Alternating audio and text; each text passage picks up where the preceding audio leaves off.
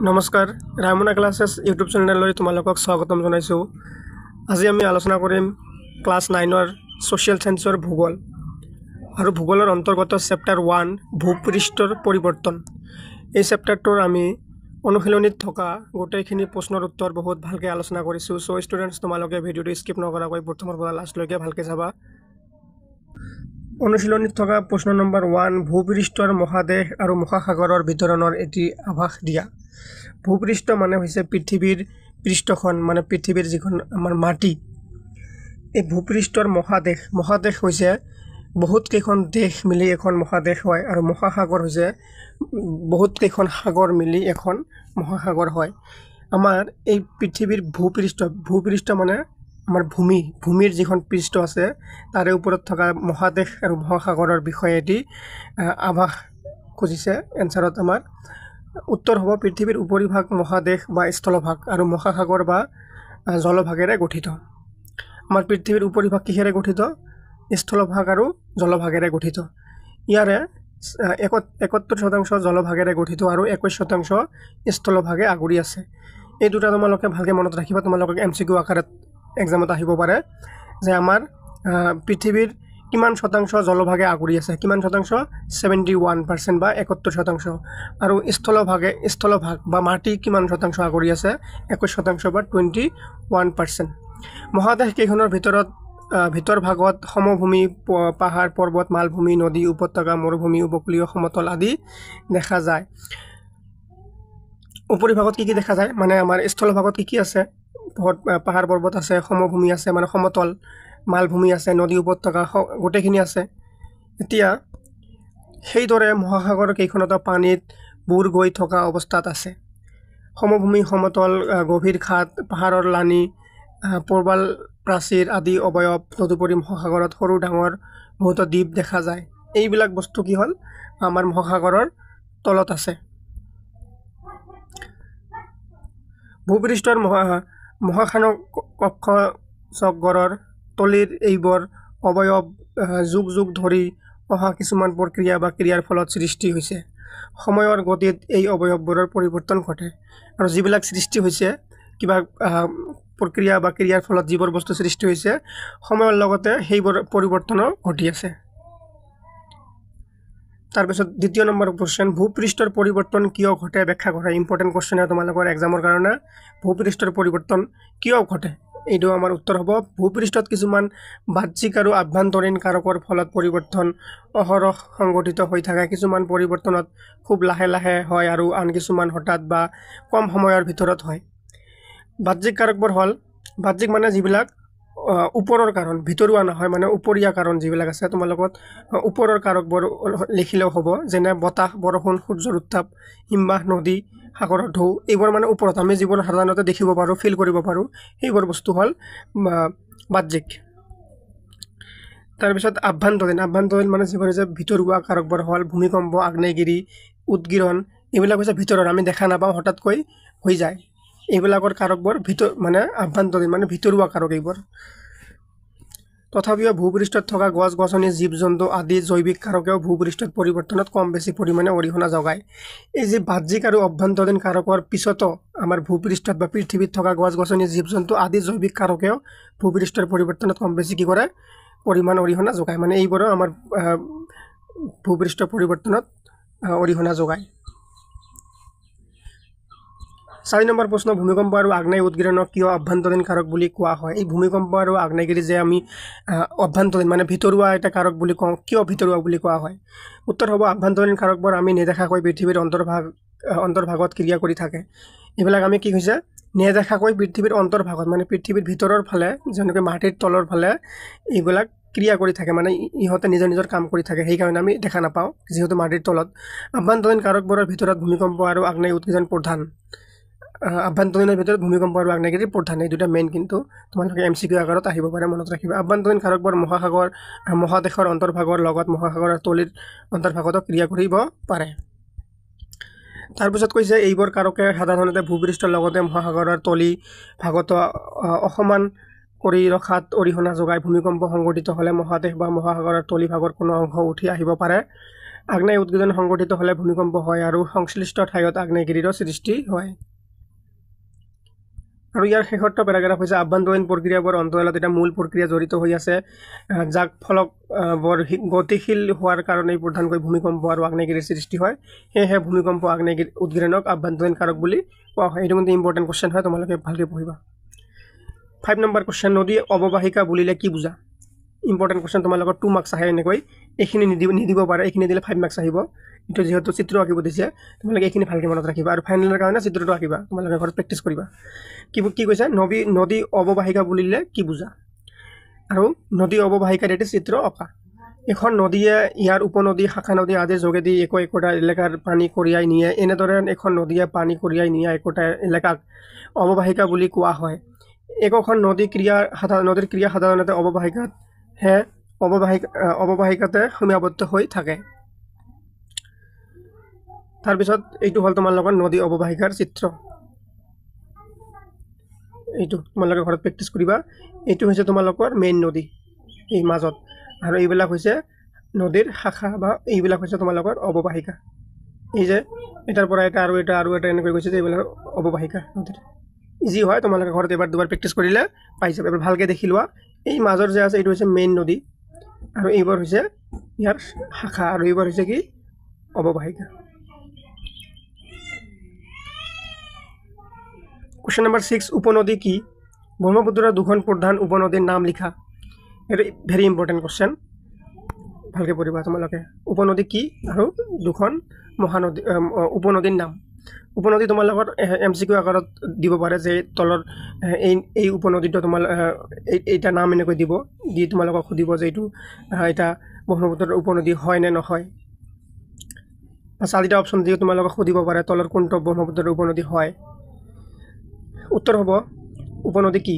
উৎসৰ পৰা সমভূমিৰ মাজেৰে বৈ অহা প্ৰধান নদীসমূহত মিলিত হোৱা শাখা নদীসমূহক উপনদী বোলে।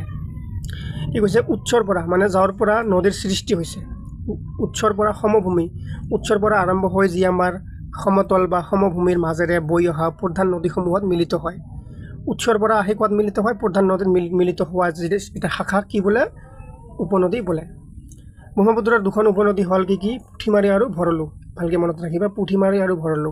আৰু আছে তোমালোকে এই দুটা, তোমালোকে কিতাপত মেনশ্যন কৰা আছে, তোমালোকে এই দুটা পঢ়িবা। কিন্তু আৰু আছে, বহুতো উপনদী আছে ব্ৰহ্মপুত্ৰৰ।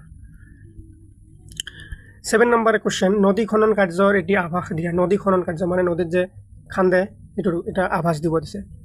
নদী খনন কাৰ্য। নদী এখনে উচ্চভূমিৰ থিয় চালেৰে নামি আহি মৃদু ঢালযুক্ত ভৈয়ামত প্ৰৱেশ কৰাৰ পিছত ইয়াৰ খনন কাৰ্যৰ পৰিৱৰ্তন ঘটে, কাৰণ উচ্চভূমি অঞ্চলত নদীৰ গতিবেগ প্ৰবল, গতিপথ ঠেক আৰু দ। সেয়েহে ভৈয়ামলৈ ঢাল কমি অহাৰ বাবে নদীৰ গতিবেগ হ্ৰাস পাই আহে আৰু সতে কঢ়িয়াই অনা গেটবোৰ ক্ৰমে জমা হ'বলৈ ধৰে। ইয়াৰ ফলত নদীৰ গভীৰতা কমি আহে। এনেদৰে নদীৰ গভীৰতা কমি অহাৰ ফলত পানীভাগ বোৱাই নিয়াৰ কাৰণে নদীয়ে দুয়ো পাৰত খনন কাৰ্য চলাই গতিপথ বহলাবলৈ বাধ্য হয়। নদীৰ এনেদৰে হোৱা খনন কাৰ্যকে পাৰ খনন বা পাৰ্শ্ব খনন বোলা হয়। 8 নম্বৰ প্ৰশ্ন, নদীৰ পাৰ্শ্ব খনন বুলিলে কি বুজা? ইম্পৰ্টেণ্ট কুৱেশ্যন হয়। উচ্চভূমিৰ থিয় ঢালেৰে বৈ অহা ভৈয়ামত প্ৰৱেশ কৰাৰ পিছত নদীখনৰ শক্তিৰ পৰিৱৰ্তন ঘটে, কাৰণ উচ্চভূমি নদীৰ অঞ্চলত নদীৰ গতিবেগ প্ৰবল, গতিপথ ঠেক আৰু দ। সেয়েহে ভৈয়ামলৈ ঢাল কমি অহাৰ বাবে নদীৰ গতিবেগ হ্ৰাস পাই আহে আৰু সতে কঢ়িয়াই অনা গেটবোৰ ক্ৰমে জমা হ'বলৈ ধৰে। তাৰপিছত ইয়াৰ ফলত নদীৰ গভীৰতা কমি আহে। এনেদৰে নদীৰ গভীৰতা কমি অহাৰ ফলত পানীভাগ বোৱাই নিয়াৰ কাৰণে নদীয়ে দুয়ো পাৰত খনন কাৰ্য চলাই গতিপথ বহলাবলৈ বাধ্য হয়। নদীৰ এনেদৰে হোৱা খনন কাৰ্য পাৰ্শ্ব খনন পৰিণতি বোলে। গৰাখহনীয়াৰ পাৰ্শ্ব খননেৰে পৰিণতি। এইটো কিন্তু ইম্পৰ্টেণ্ট কুৱেশ্যন হয়। 9 নম্বৰ কুৱেশ্যনটো, অশ্বক্ষুৰা হ্ৰদ কি? তোমালোকে ভালকৈ ইয়াৰ সংজ্ঞাটো মনত ৰাখিবা। চিত্ৰৰ সহায়ত ইয়াৰ সৃষ্টি কেনেকৈ হয় বুজোৱা। এখন নদী সমতলৰ মৃদু ঢালেদি বৈ যাওঁতে ইয়াৰ গতিপথ স্বাভাৱিকতে একাবেকা হৈ পৰে। এই সঁচা কথা, যেতিয়া এখন নদী আমাৰ সমতলেদি ঢাল খাই যায়, এনেকুৱা বেকাবেকিকৈ যায় নে নাযায়? সেইটো কথা হৈছে, নিশ্চয় যায়, বেকাবেকি হৈ পৰে। ইয়াৰ উপৰিও নদীৰ পাৰ্শ্ব খনন কাৰ্যই ইয়াৰ গতিপথ আৰু অধিক একাবেকা কৰি তোলে। আৰু যি পাৰ্শ্ব খনন আছে, এই পাৰ্শ্ব খনন কাৰ্যই নদীক কি কৰে? একাবেকা কৰি তোলে। নদীৰ এনে গতিক বক্ৰগতি বা সপ্ৰিল গতি বুলি কোৱা হয়। এইটো মনত ৰাখিবা তোমালোকে।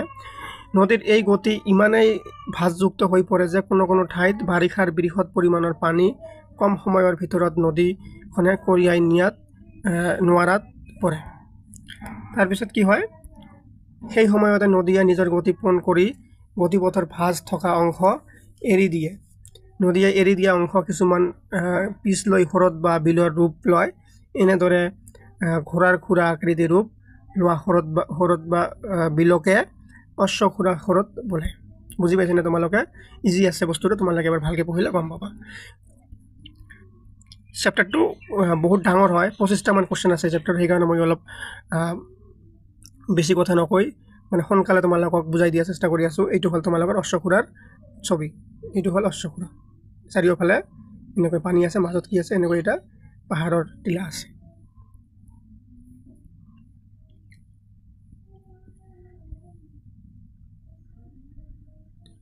কুৱেশ্যন নম্বৰ 10, প্লানভূমি কি আৰু ইয়াৰ সৃষ্টি কেনেকৈ হয়? উত্তৰ হ'ব, প্লানভূমি হ'ল নদীৰ অৱক্ষেপণ কাৰ্যৰ ফলত সৃষ্টি হোৱা এনেধৰণৰ অসমতল ভূমি, অৰ্থাৎ নদীৰ মধ্যগতি আৰু নিম্নগতি অংশত নদীৰ গতিপথৰ দুয়োপাৰে যুগ যুগ ধৰি জমা হোৱা গেট। এই গেটসমূহ নদীৰ মধ্যগতি আৰু নিম্নগতি অংশত গতিপথৰ দুয়োপাৰে জমা হোৱাৰ ফলত প্লাৱন ভূমিৰ সৃষ্টি হয়। তাৰপিছত এই যিবোৰ প্লাৱন ভূমি নদীৰ পাৰত সৃষ্টি হয়, এইবোৰে কি কৰে, কালক্ৰমত এক প্ৰকাৰৰ সমভূমি গঢ়ি তোলে আৰু এই সমভূমিকে প্লাৱন ভূমি বোলে। মানে নদীৰ পানীয়ে কঢ়িয়াই আনি যিবোৰ গেট জমা কৰে আৰু এই গেটবোৰে কি কৰে, এটা সময়ত সমতল গঢ়ি তোলে। আৰু এই সমতলক কি বোলে, এই সমভূমিক কি বোলে, প্লাৱন ভূমি বোলে। এই প্লাৱন ভূমিবোৰ সাৰুৱা আৰু কৃষিৰ বাবে উপযোগী হয়। ইম্পৰ্টেণ্ট কুৱেশ্যন হয় তোমালোকৰ। 11 নম্বৰ কুৱেশ্যন, নদীৰ গতিপথৰ ক'ত কেনেকৈ বালিচৰৰ সৃষ্টি হয়? নদী যেতিয়া গতি কৰে, গতিপথৰ ক'ত কেনেকৈ বালিচৰৰ সৃষ্টি হয়? উত্তৰ হ'ব, নদীৰ বুকুত বালি বোকা জমা হৈ সৃষ্টি হোৱা বালি চৰবোৰ বহুতো দিশৰ পৰা তাৎপৰ্যপূৰ্ণ। বালিচৰবোৰ কেতিয়াবা নৈৰ দাঁতিত আৰু কেতিয়াবা মাজভাগত গঢ়ি উঠে। এইবোৰ সাধাৰণতে অস্থায়ী আৰু বিভিন্ন আকাৰ আকৃতিৰ। বাৰিষা নৈৰ প্ৰবল সোঁতে বালিচৰবোৰ আকাৰ আকৃতিৰ পৰিৱৰ্তন ঘটায়। খৰালি কালত নদীৰ পানী নামি আহিলে বালিচৰবোৰ ভালদৰে ওলাই পৰে। আমাৰ ব্ৰহ্মপুত্ৰৰ বুকুত সৰু বৰ অসংখ্য বালিচৰ দেখা যায়।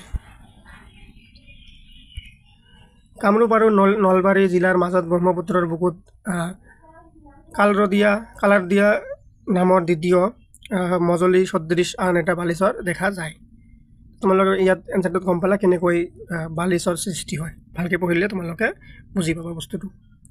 কুৱেশ্যন নম্বৰ 12, ব-দ্বীপৰ সৃষ্টি কেনেকৈ হয়? ভেৰি ইম্পৰ্টেণ্ট কুৱেশ্যন, কিন্তু তোমালোকৰ আহিব পাৰে। নৈৰ মোহনাত গেট জমা হৈ সৃষ্টি হোৱা দ্বীপবোৰ ভৌগোলিক দিশৰ পৰা বিশেষ তাৎপৰ্যপূৰ্ণ। উপকূলৰ কাষৰীয়া গভীৰ সাগৰত য'ত নৈ গৈ পৰে, তাতেই নৈয়ে কঢ়িয়াই অনা গেট জমা হৈ দ্বীপৰ সৃষ্টি হয়। এই দ্বীপবোৰৰ আকৃতি অসমীয়াৰ বৰ দৰে, সেয়ে এই দ্বীপবোৰক ব-দ্বীপ বোলে। অসমীয়াৰ কিহৰ দৰে? বৰ দৰে, সেইকাৰণে কি বোলে, ব-দ্বীপ বুলি কোৱা হয়। কুৱেশ্যন নম্বৰ 13, মৰুভূমিত বতাহৰ ক্ৰিয়া কিয় প্ৰবল হয়? মৰুভূমিত বতাহৰ ক্ৰিয়া কিয় প্ৰবল মানে গতিবেগটো বেছি। উত্তৰ হ'ব, মৰুভূমিত উদ্ভিদৰ আৱৰণ অতি পাতলীয়া। মানে যেনেকৈ আমাৰ এইবোৰ এলেকাত গছ গছনিৰে ভৰপূৰ, কিন্তু এইটো কি, মৰুভূমিত একেবাৰে পাতল। আৰু পাতল হোৱাৰ কাৰণে মৰুভূমিৰ পৃষ্ঠত বতাহে সহজে ক্ৰিয়া কৰিব পাৰে। ধূলি বালিবোৰ বতাহে অনায়াসে এঠাইৰ পৰা আন ঠাইলৈ কঢ়িয়াই নিব পাৰে। এনেদৰে কোনো অংশৰ পৰা ধূলি বালি উৰুৱাই নিয়া কাৰ্যক অৱনমন বোলে। এইটো মনত ৰাখিবা তোমালোকে। অৱনমন প্ৰক্ৰিয়াৰ ফলত মৰু অঞ্চলত সঘনে ধূলিৰ ধুমুহাৰ উদ্ভৱ হয়। এনেদৰে অৱনমন প্ৰক্ৰিয়াৰ ফলত মৰু অঞ্চলত বতাহৰ ক্ৰিয়া প্ৰবল হয়। ভেৰি ইম্পৰ্টেণ্ট কিন্তু কুৱেশ্যন, এইটো তোমালোকৰ ভেৰি ইম্পৰ্টেণ্ট কুৱেশ্যন। আৰু তোমালোকে এইটো কুৱেশ্যন ভালকৈ পঢ়িলে ইয়াৰ পৰা তোমাৰ আৰু এটা কুৱেশ্যন জানিবা যে অৱনমন কাক বোলে। অৱনমন কাক বোলে, এইটো তোমাৰ এটা এই অনুশীলনীত এটা প্ৰশ্ন আছে, আমি পাম, তোমালোকে চাই থাকা। এইটো চোৱা, অৱনমন বুলিলে কি বুজা? অৱনমন হ'ল বতাহে এই ঠাইৰ পৰা আন ঠাইলৈ ধূলি বালি কঢ়িয়াই নিয়া বতাহত। মৰুভূমিত উদ্ভিদৰ আৱৰণ অতি পাতলীয়া হোৱাৰ কাৰণে মৰু পৃষ্ঠত বতাহে সহজে ক্ৰিয়া কৰিব পাৰে। ধূলি বালিবোৰ বতাহে অনায়াসে এঠাইৰ পৰা আন ঠাইলৈ কঢ়িয়াই নিব পাৰে। এনেদৰে কোনো অংশৰ পৰা ধূলি বালি উৰুৱাই নিয়া কাৰ্যক কি বোলে? অৱনমন বোলে। ভালকৈ পঢ়িবা, ইম্পৰ্টেণ্ট হয়। তাৰপাছত আছে 15 নম্বৰ কুৱেশ্যন, বালিয়াৰীৰ সৃষ্টি কেনেকৈ হয়? বালিয়াৰীৰ সৃষ্টি কেনেকৈ হয়? অৱনমন প্ৰক্ৰিয়াৰে কঢ়িয়াই নিয়া ধূলি বালিবোৰ যি ঠাইত জমা হয় তাত মৰুপৃষ্ঠ ক্ৰমে ওখ হৈ পাহাৰৰ ৰূপ ল'ব পাৰে।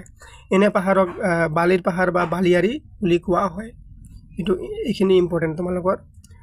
বতাহৰ ধৰ্ম, গতিপথ, শক্তি আৰু উদ্ভিদৰ আৱৰণ আদিৰ ওপৰত ভিত্তি কৰি বালিৰ পাহাৰৰ আকাৰ আকৃতি বেলেগ বেলেগ হয়। তদুপৰি মৰুভূমিবোৰৰ প্ৰাকৃতিক পৰিৱেশ আৰু একে নোহোৱাৰ কাৰণেও বালিৰ পাহাৰবোৰৰ মাজত পাৰ্থক্য দেখা যায়। ইনচেলবাৰ্গ কি? Question number 16, important question. Inselberg হৈছে মৰুভূমিত অৱস্থিত একোটা ক্ষয়প্ৰাপ্ত চাপৰ পাহাৰ। জাৰ্মান শব্দ ইনচেলবাৰ্গৰ অৰ্থ হৈছে দ্বীপৰ দৰে অকলশৰীয়া পাহাৰ বা পৰ্বত। কি হ'ল? দ্বীপৰ দৰে, দ্বীপৰ নিচিনা অকলশৰীয়া, মানে অকলশৰীয়া পাহাৰ বা পৰ্বত, তাত আৰু বেলেগ একো নাই, অকল দ্বীপৰ নিচিনা এটা পাহাৰ। আৰু ইনচেলবাৰ্গ কোন ভাষাৰ শব্দ? জাৰ্মান। এইটো তোমালোকৰ MCQ আহিব পাৰে, তোমালোকে মনত ৰাখিবা। ইনচেলবাৰ্গটো জাৰ্মান ভাষাৰ শব্দ। কুৱেশ্যন নম্বৰ 17, হিমবাহৰ সংজ্ঞা দিয়া আৰু নদীৰ লগত ইয়াৰ পাৰ্থক্য কি লিখা? পৃথিৱীত অতি শীতল অঞ্চলবোৰ উপৰিভাগ বৰফে ঢাকি ৰাখিছে। এনে অঞ্চলবোৰৰ ভিতৰত 2 মেৰু অঞ্চল আৰু অতি ওখ পৰ্বতবোৰৰ উচ্চ অংশবোৰ পৰে। এইবোৰত বৃহৎ পৰিমাণৰ বৰফ তৰপে তৰপে জমা হৈ আছে। সাধাৰণতে এনেদৰে জমা হৈ থকা বৰফবোৰ ভূপৃষ্ঠৰ ঢাল অনুসৰি লেহেম গতিৰে নামি আহে। এনেদৰে নামি অহা বৰফকে হিমবাহ বুলি কোৱা হয়। নদী আৰু হিমবাহৰ মাজত পাৰ্থক্যবোৰ হ'ল: নদীৰ সোঁত প্ৰবল গতি আৰু হিমবাহৰ সোঁত লেহেম গতি। নদীৰ সোঁত কি? প্ৰবল, আৰু হিমবাহৰ গেট লেহেম, মানে লাহে লাহে যায়। আৰু এইটো কি? প্ৰবল, মানে স্পীডত যায়, বা এইটোৰ স্পীড বেছি আৰু এইটোৰ স্পীড কম। হিমবাহৰ স্পীড কম আৰু নদীৰ সোঁতৰ স্পীড বেছি। তাৰপিছত নদী হ'ল বোৱতী পানীয়ে সৃষ্টি কৰা এক জলৰাশি আৰু হিমবাহ হ'ল জমা হৈ থকা এক হিমখণ্ড। 3 নম্বৰ, নদী গ্ৰীষ্ম প্ৰধান অঞ্চলত থাকে আৰু হিম শীত প্ৰধান অঞ্চলত থাকে। নদী ক'ত থাকে? গ্ৰীষ্ম প্ৰধান অঞ্চলত। আৰু হিমবাহ ক'ত থাকে? শীত প্ৰধান। মানে নদী গৰম ঠাইৰ কথা কৈছে আৰু হিমবাহ শীতল ঠাইৰ কথা কৈছে। 18 নম্বৰ প্ৰশ্ন, গ্ৰাফ কি? চিত্ৰ আঁকি বিভিন্ন শ্ৰেণীৰ গ্ৰাফবোৰ দেখুওৱা। ইম্পৰ্টেণ্ট কুৱেশ্যন, গ্ৰাফ কি? উত্তৰ: হিমবাহে বৰফৰ উপৰি অন্য বহুতো পদাৰ্থ কঢ়িয়াই আনে। এনেদৰে কঢ়িয়াই অনা বৰফৰ বাহিৰে অন্য পদাৰ্থবোৰক সামাজিকভাৱে গ্ৰাফ বোলা হয়। গ্ৰাফ 4 প্ৰকাৰৰ, যেনে 1 নম্বৰ ভূমিগ্ৰাফ। হিমবাহ উপত্যকাৰ তালিয়েদি বৈ অহা গ্ৰাফক ভূমিগ্ৰাফ বোলা হয়। তাৰপিছত পাৰ্শ্বগ্ৰাফ। হিমবাহৰ দাঁতিয়েদি বৈ অহা গ্ৰাফক পাৰ্শ্বগ্ৰাফ বুলি কোৱা হয়। তৃতীয়তে আছে কি? মধ্যগ্ৰাফ। কেতিয়াবা কোনো বিশেষ ঠাইত দুফালৰ পৰা দুটা হিমবাহ মিলি দুয়োটাৰে পাৰ্শ্বগ্ৰাফ সংযোজিত হৈ ডাঙৰ হিমবাহটোৰ মাজেৰে উঠি যাবলৈ ধৰে। এনে গ্ৰাফক মধ্যগ্ৰাফ বুলি কোৱা হয়। প্ৰান্তগ্ৰাফ। হিমবাহৰ শেষৰ সীমাত জমা হোৱা গ্ৰাফক প্ৰান্তগ্ৰাফ বোলে। এইটো হ'ল তোমালোকৰ গ্ৰাফৰ চিত্ৰ। হিমবাহ আৰু এইটো হিমবাহ উপত্যকা আৰু বিভিন্ন গ্ৰাফৰ চিত্ৰ। তোমালোকে এই মধ্যগ্ৰাফ কোনটো, পাৰ্শ্বগ্ৰাফ কোনটো, তোমালোকে ভিডিঅ'টো পজ কৰি ভালকৈ চাই ল'বা আৰু চিত্ৰটো ঘৰত তোমালোকে ড্ৰয়িং কৰাৰ বা অঁকাৰ প্ৰেক্টিছ কৰিবা, তোমালোকৰ এক্সামত আহিলে তোমালোকে এইটো আঁকিব পাৰা। 19 নম্বৰ কুৱেশ্যন, হিমবাহৰ ক্ৰিয়াৰ ফলত জোঙা শৃংগৰ সৃষ্টি কেনে হয়? হিমবাহৰ ক্ৰিয়াৰ ফলত জোঙা মানে চোকা সৃষ্টি কেনেকৈ হয়? পাৰ্বত্য আৰু উপত্যকা হিমবাহবোৰ প্ৰধানকৈ ইউৰোপৰ আল্পছ, উত্তৰ আমেৰিকা ৰকি আৰু এছিয়াৰ হিমালয় অঞ্চলত দেখা যায়। এইবিধ হিমবাহ সাধাৰণতে দুশাৰী পৰ্বতৰ মাজত উপত্যকাৰে নামি আহে। এনে হিমবাহে বৰফখণ্ডৰ লগতে সৰু বৰ শিল, বালি, জৈৱিক পদাৰ্থ আদি কঢ়িয়াই আনে। হিমবাহৰ গতিপথ দীঘলীয়া, পথালীয়া, ইয়াক ইউ আকৃতিৰ হোৱা দেখা যায়। বাহিত পদাৰ্থ দ্বাৰা ঘটা প্ৰবল ঘৰ্ষণৰ ফলত গতিপথ গভীৰ আৰু থিয় ধৰণৰ হয়। কোনো পৰ্বতৰ ঘাৰে কেইবাটাও হিমবাহ নামি আহিব পাৰে। তেতিয়া সকলো ফালৰ পৰা চলা খননৰ ফলত পৰ্বতৰ শীৰ্ষাংশ চোকা জোঙৰ দৰে হয়। এইবোৰক হিমবাহ সৃষ্টি কৰা শৃংগ বোলা হয়। আল্পছ আৰু হিমালয়াৰ পৰ্বতে এনে ক্ষয়জনিত জোঙা শৃংগ বহুতো আছে।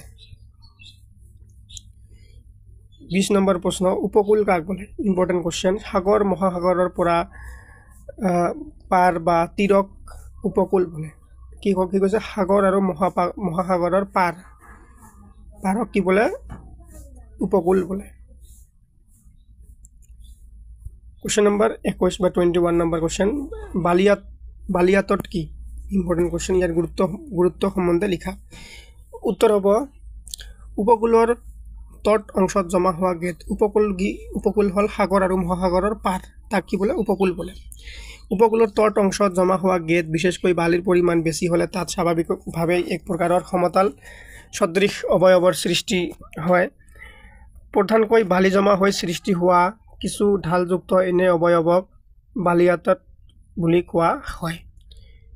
আৰু ইয়াৰ গুৰুত্ব হৈছে সাগৰৰ উত্তাল তৰংগ আৰু উভতনি ঢৌৰ মিলিত ক্ৰিয়াৰ ফলত উপকূলত এনেধৰণৰ অৱয়ব গঢ়ি উঠে। এই ধৰণৰ তটৰ বালি অতি মিহিৰ পৰা শিলৰ আকাৰ হ'ব পাৰে। উপকূলৰ বালিয়াতটবোৰে মানুহক বিনোদনৰ কাৰণে আকৰ্ষণ কৰে। এইটো হৈছে ইয়াৰ গুৰুত্ব।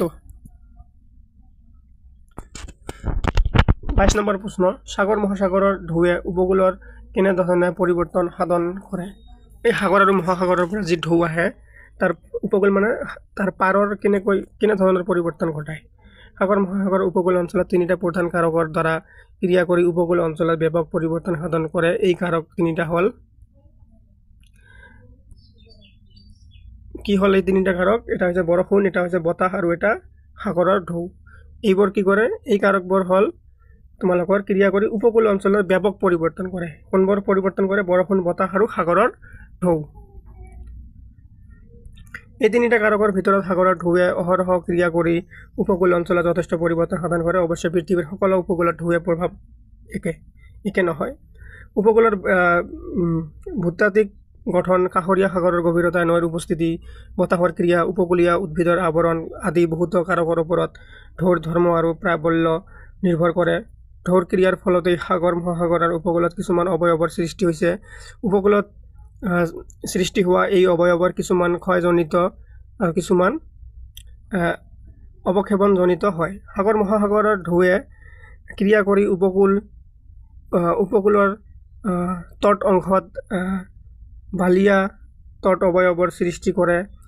আৰু উপকূল অঞ্চলত পাহাৰীয়া আৰু টান শিলেৰে গঠিত হ'লে ঢৌৱে থিয় গৰাৰ সৃষ্টি কৰে। এইবোৰ পৰিৱৰ্তন কোনে কৰে? সাগৰে ঢৌৱে কৰে। তোমালোকৰ কুৱেশ্যন নম্বৰ 23। কুৱেশ্যন নম্বৰ 23টো তোমালোকে কিতাপত ভালকৈ চাবা। তলত দিয়া কাৰক আৰু অৱয়ৱবোৰৰ কোনটো কাৰ সৃষ্টি কাৰ চিনেৰে দাঙা? মানে নদীয়ে কি সৃষ্টি কৰে, বতাহে কি সৃষ্টি কৰে, হিমবাহে কি সৃষ্টি কৰে, সাগৰৰ ঢৌ কি সৃষ্টি কৰে, এইবিলাক তোমালোকক কাৰ চিন দি ক'ব লাগে। তলত এনচাৰত লিখি দিয়া আছে ভালকৈ, তোমালোকে এবাৰ ভালকৈ চাই ল'বা, ইম্পৰ্টেণ্ট হয়। তোমালোকৰ MCQত আহিব পাৰে এইবোৰ। নদী কি সৃষ্টি কৰে? প্লাৱন ভূমি সৃষ্টি কৰে, বদ্বীপ সৃষ্টি কৰে, বালিচৰ সৃষ্টি কৰে আৰু কি কৰে? অশ্বক্ষুৰা হ্ৰদ সৃষ্টি কৰে। তাৰপিছত বতাহ কি সৃষ্টি কৰে? ইনচেলবাৰ্গ আৰু বালিৰ পাহাৰ। তাৰপিছত হিমবাহ কি সৃষ্টি কৰে? হিমবাহ সৃষ্টি কৰে পাৰ্শ্বগ্ৰাব, জোঙা শৃংগ, ইউ উপত্যকা, ভি উপত্যকা কোনে কৰে? হিমবাহে কৰে। ইয়াতে ভিডিঅ'টো সামৰিছোঁ। ভিডিঅ'টো ভাল লাগিলে লাইক, কমেণ্ট আৰু ছাবস্ক্ৰাইব কৰি শ্বেয়াৰ কৰি দিবা। আৰু